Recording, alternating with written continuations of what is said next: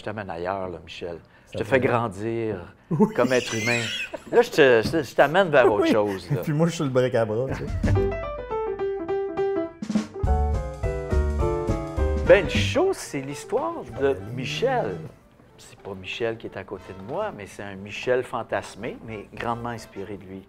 Parce que c'est vrai que quand j'ai lu sa biographie, puis j'ai vu qui il était enfant, puis comment lui a réussi à devenir l'homme qu'il est devenu, puis ça m'a inspiré, puis je me suis dit, bien, cette histoire-là est une histoire qui est commune aussi.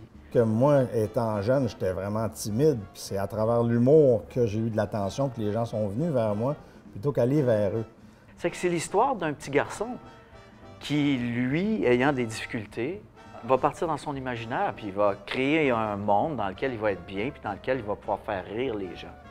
L'histoire est racontée aussi beaucoup par la musique, par le son, par les effets spéciaux, un peu comme tu faisais. Hein? C'est vraiment un mélange entre des corps qui bougent, des personnages qui sont là, sans parole, mais la musique vient appuyer ça.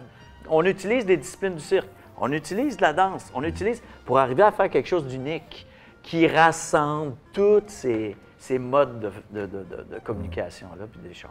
Donc, ils viennent voir cette histoire-là, entendre cette histoire-là et voir son imaginaire se déployer devant nous.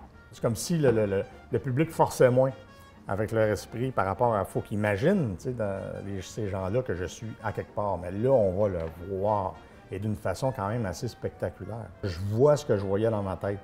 C'est assez étrange comme commentaire, là.